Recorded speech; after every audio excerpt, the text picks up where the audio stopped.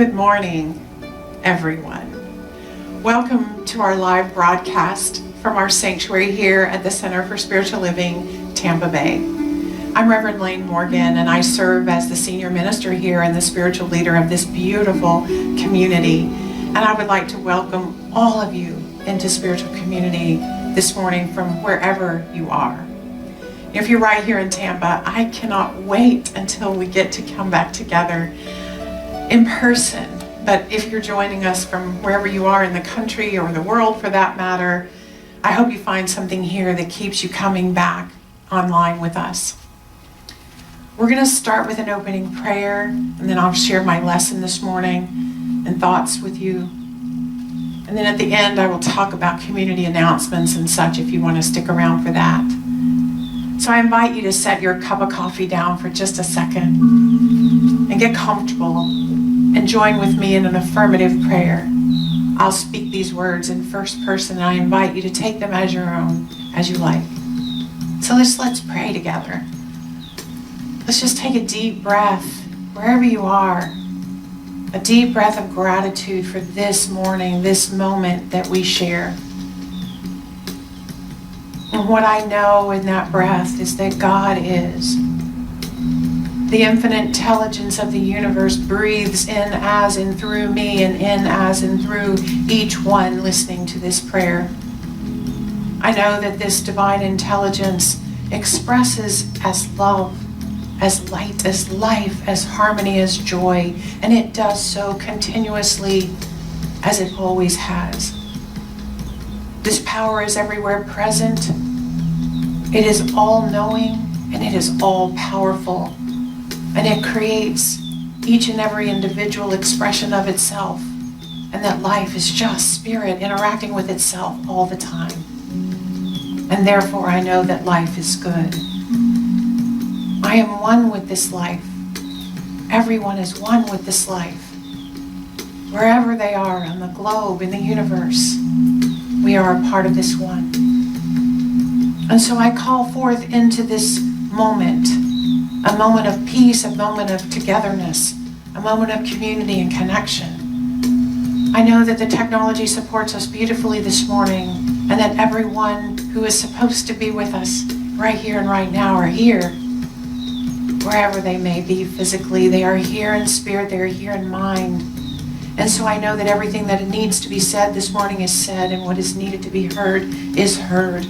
And that I know that this particular kaleidoscope of individual souls coming together will never be quite the same as it is right here and right now. And so I know that this is a holy moment, perfect in every way, complete in its expression. And so I'm grateful. I'm so grateful for this opportunity for us all to be together in this one mind, in this one experience, in this one thought. I am so grateful. And so it is with that heart of gratitude that I just let go. I let go and let God do its thing. I let go and let love be the moment at hand. And so with that letting go, I let it go to the law, and I know that it is everyone's experience to the degree that they align themselves with it this morning. And we affirm together. And so it is. And so it is. So my talk title today is Love Gone Viral. You know, one thing we are all learning a lot about these days is how a virus works, right? I don't know about you, but I'm kind of dusting off my scientific brain and trying to open my mind over the last few weeks about the details of why we're all working together to stop this coronavirus from spreading. And when I wanted to know more, I called one of my friends who happens to work at the CDC in Atlanta, and she shared a very informative video with me. And I found it so interesting that I shared it on my personal Facebook page for others to view, because we're all trying to learn what we can learn about how a virus works. And our administrator, Lori, who's here in the room with me this morning, she pointed out an interesting fact about the virus that really struck me, because it points the way to some spiritual truth that we can use this morning. She reminded me that the virus is not actually a living thing until it comes into contact with a human host cell. In other words, a human being must give the virus life by becoming a host for it. Isn't that interesting? And that's true about many things, right? Fear isn't a real thing until a human being makes it so by giving it energy, by hosting it. Anger doesn't actually exist until a human being expresses it and thereby gives it life. And so it goes with frustration and doubt and worry. None of these things have power until we give them power. They don't have life until we give them life. Until we claim them and make them our own, they are simply brushed aside. But boy, when one of us gives those things our life energy, they are super contagious. We are capable of spreading negativity from person to person to person. If one of us starts worrying about anything, it seems very important for us to make sure that someone else is worrying about that same thing with us. We call them up. We make sure we post it, or we post it online and for other people to like, thus adding their energy to our worry. We go back over and over to see how many people have joined us in our worry and fear. And we can pass the worry germ around so quickly. I think all of us have a chronic worrier in our lives, don't we? They're the people around us who always point out the worst possible scenario that could happen, and they make sure we're aware of all of our risk factors too. They're the kind of friends that give us disaster preparedness kits or first aid kits for our birthdays, right? They tend to worry about every germ and every weather threat and every crime statistic. People with those tendencies are very anxious right now. So pray for your chronic worriers in your life, because they're trying to keep ahead of the information and pass it along. And they serve an important role in our lives, don't they? But is that really what we want to pass around? Worry and fear? As spiritual beings, I'm going to invite you to help me make love go absolutely viral. Love also doesn't have a life of its own. It too must be given a host cell to energize it. We must choose it. Love just waits on the surface of every experience in life, just ready for someone to come along and notice it and to touch it with a hand of possibility. Hope also waits for us to pick it up and give it life and happiness and joy. They're all just lying on the surface of everything, waiting to be given a cell of energy or a spark of life. Love waits inside our very being, just waiting to be expressed. Our founder, the author of this philosophy, Ernest Holmes, describes it this way. He says, "Now, suppose there were at the center of every being, of each one of us, a clear channel to the infinite, which is forever pouring out through us in a unique way, because it never does two things alike, nor does it ever repeat itself." Ernest Holmes. What he's saying is that the center of our being is a clear channel of God, of love. And we each flow it out of us in a unique way. Sometimes we don't remember that we have that stream of divine energy flowing within us, but it's always there, awaiting our recognition, to give it life, to host it. I was talking to one of our community children the other day about love and about God. In his young mind, he already knew this truth. He already knew that love is always there, that God is always there. He explained to me very simply that love is everywhere all the time. He said that sometimes we forget it's there, but that it is still there. And that day I asked him if he had forgotten that love was there for him during that very day. And he said that when he got frustrated about something, he had to go remind himself that love was inside of him, and then he could be happy again. I went on to ask him what God was, to explain to me what he knew about God. And he said, God is peaceful and soft inside of you. God is love inside of you. And if you want to feel it, if you forget that it's there, you have to be still and pray and meditate. That's what he said. I was blown away because he's so young to know this stuff. It was a powerful little conversation. I wish I had the ability to record it for you and share it with all of you. Because out of the mouths of babes, right? And actually, I wish I could have that very conversation with each one of you. Right now, we need to remember what we know about God.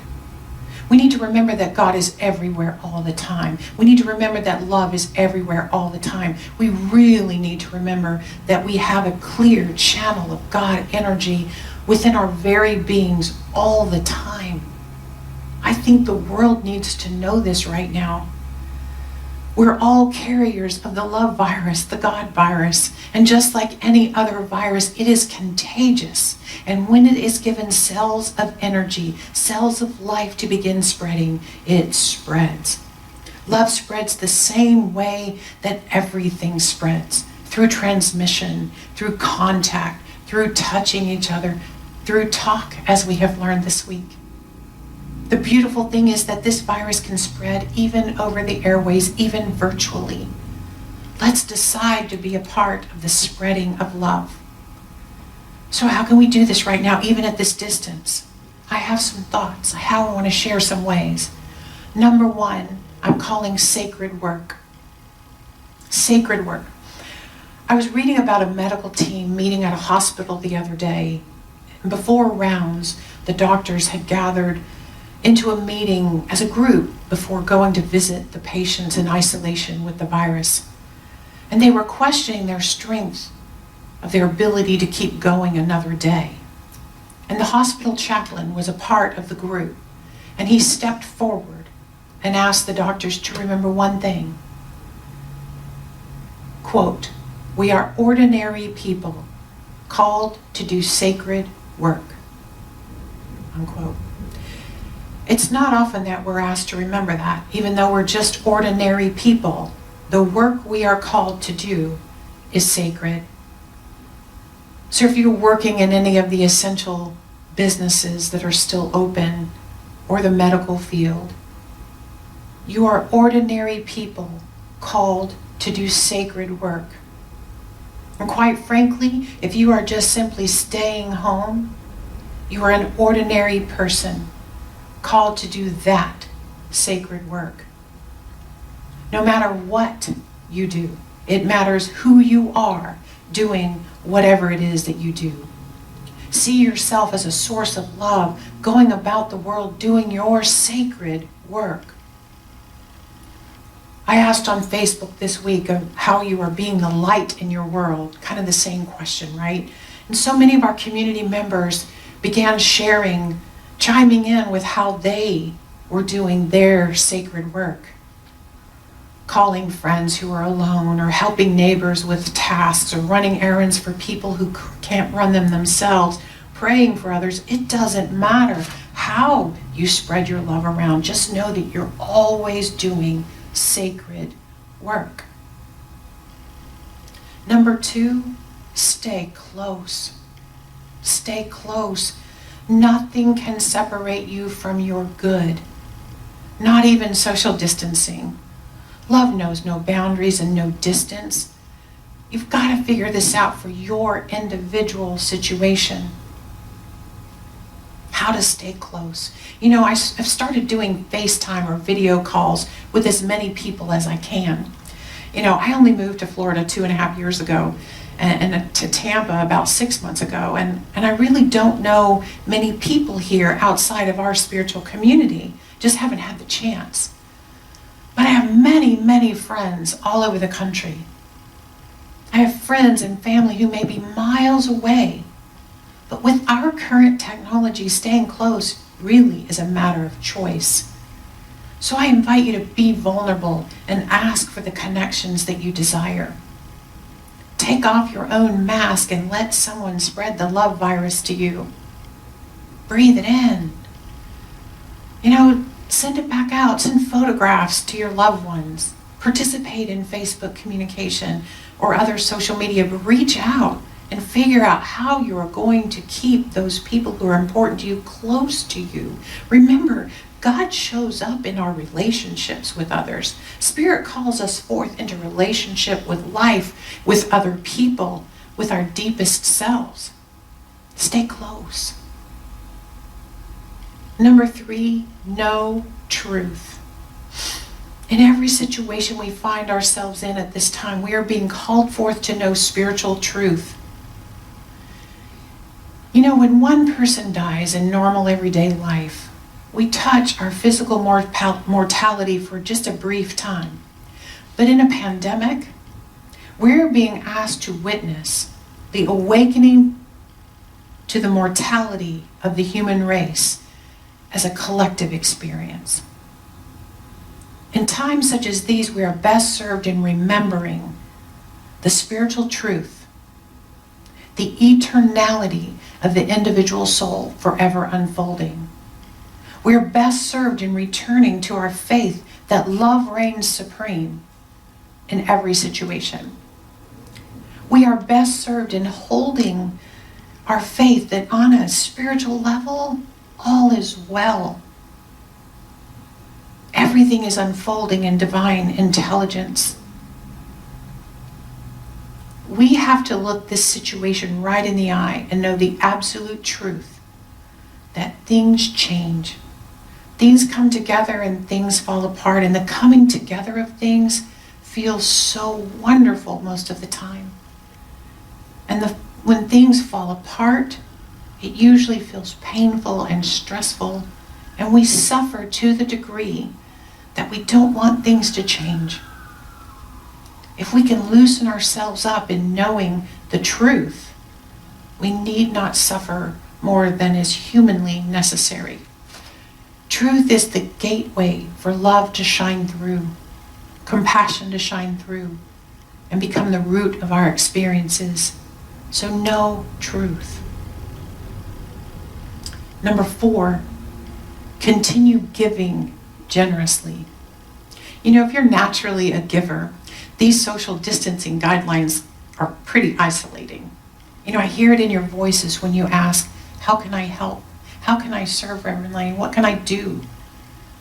You know, typically we give to each other in tangible ways. You know, we take someone out to dinner, or we invite someone to be a part of our activity, or we give a tangible gift. We help someone out. But now so many of us are reduced to intangible giving, and some of us feel a bit baffled about how to do that. If we're going to spread the love virus, it's going to have to be in spite of social distancing. So let's continue to touch each other in the ways that we can. Smile as you pass others on your daily walk, or your daily 15th walk, if you're like me. Better yet, speak to those you pass. Have a blessed day. Stay well. Cute dog. Whatever you feel like saying, say something to the people you walk by. The other day I was out walking in my apartment complex, and I noticed a guy who was doing some complex physical exercises that were showing off his astounding strength. You know, I could have passed him silently. He even had his earbuds in, but I paused and I told him how strong he was, and that I was impressed with his dedication to his physical body. He just grinned from ear to ear. He was suddenly proud of himself, and it was such a small gift, but I imagine that when he got back home, he kind of flexed his muscles in front of the mirror when he got home and remembered my little comment. At least I hope he did. Those muscles were impressive, actually. But the point is, give whatever you can, wherever you can, in whatever way you can. You know, I love the Sufi mystic Rumi, and he had these words, which I believe are timely right now in this idea of giving. He said, be the one who, when you walk in, blessing shifts to the one who needs it most. Even if you've not been fed, be bread. I don't know about you right now, but sometimes even when I haven't always been fed, I try to rise to the moment and be bread. Won't you join me in that? It's important right now. So those are my 4 thoughts about spreading the love virus. You know, as we open ourselves up to the month of April, we recognize that spring is here. You know, these longer, warmer days are such beautiful reminders that it is time to shed the old and welcome the new. It's time to rake out the dead plants from the winter and plant new things to enjoy as the leaves and new growth appear in our physical world. And this spring, more so than any other year, I think, we are all finding ourselves raking out the old in our inner lives too. We are learning what Michael Beckwith says. 100% of spiritual growth is in letting go.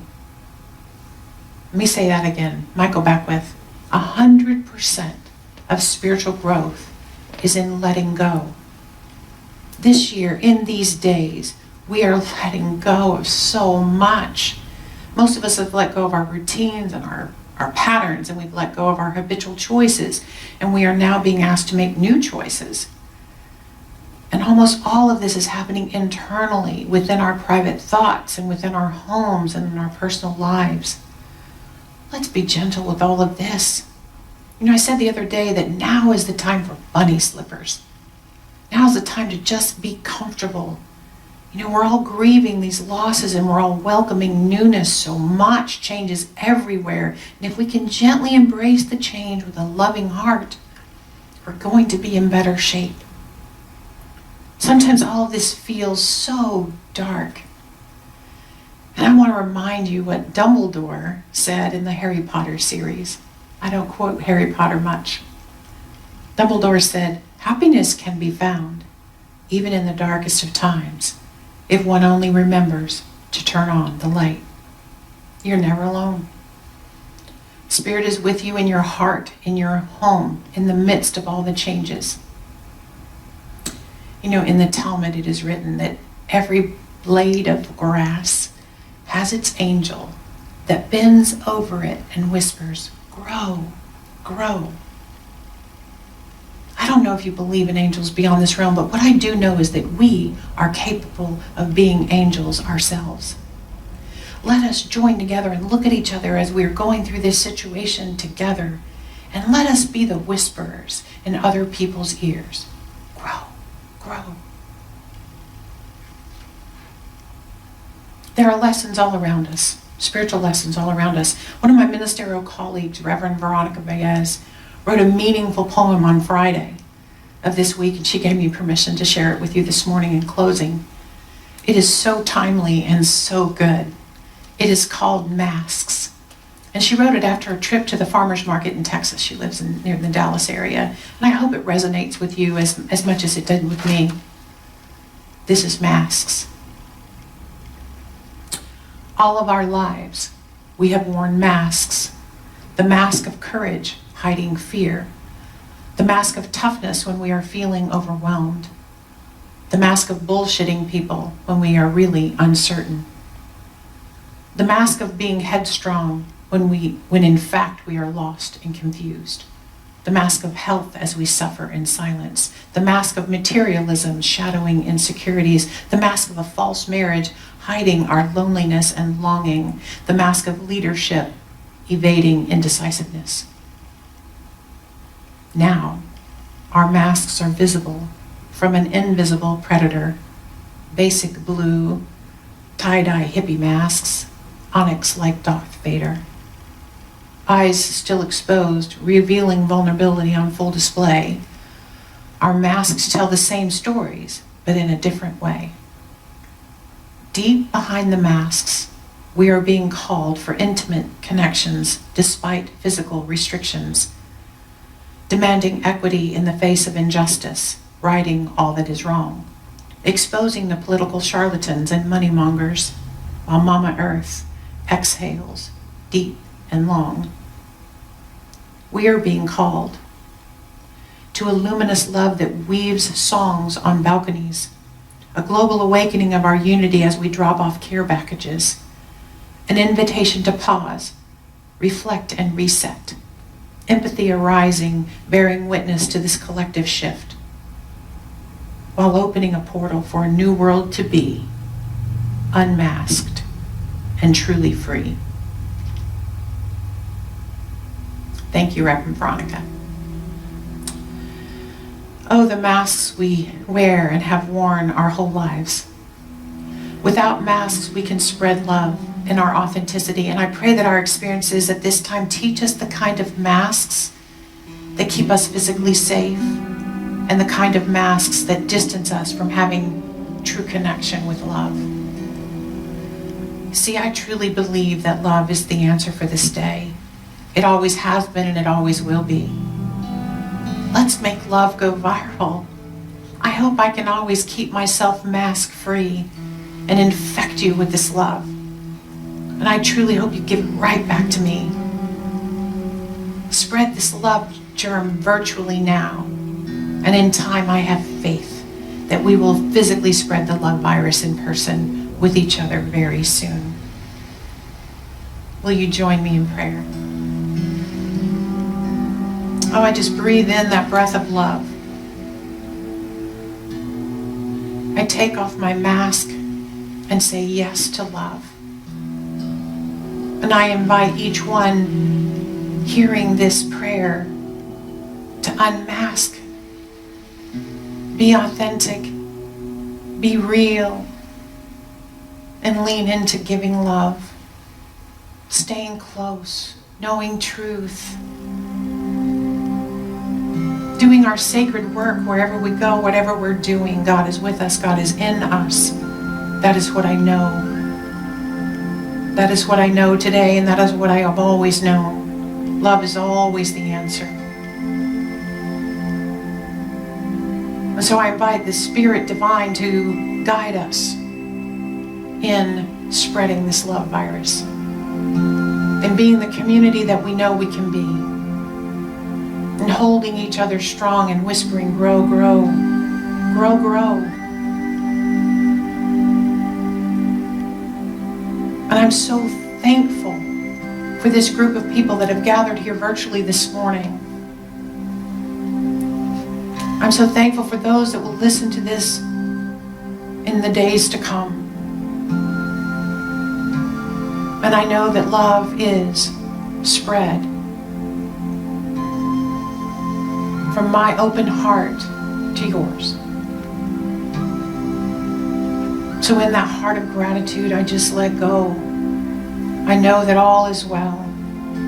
The Spirit's got this. It's got this word, and it's got the prayers of every single person praying in the universe right now. And I invite you to affirm with me. And so it is. So it is. Let's spread the love virus. And we've got lots of ways we're doing it. Let me give some announcements about some things for our community and for those of you around the world. Since we can't collect our usual offering at this time, before I go into announcements, please remember to go online to donate, to text your gift. I've asked Lori to put the text number in the comments below, or you can just go to our website. Thank you for your continued generosity towards CSLTB. We're strong. We're always going to be strong. Thank you. So we do have some ways to connect. Don't forget to join us on Wednesday evening at 7 p.m. for our Unclassy class on Zoom.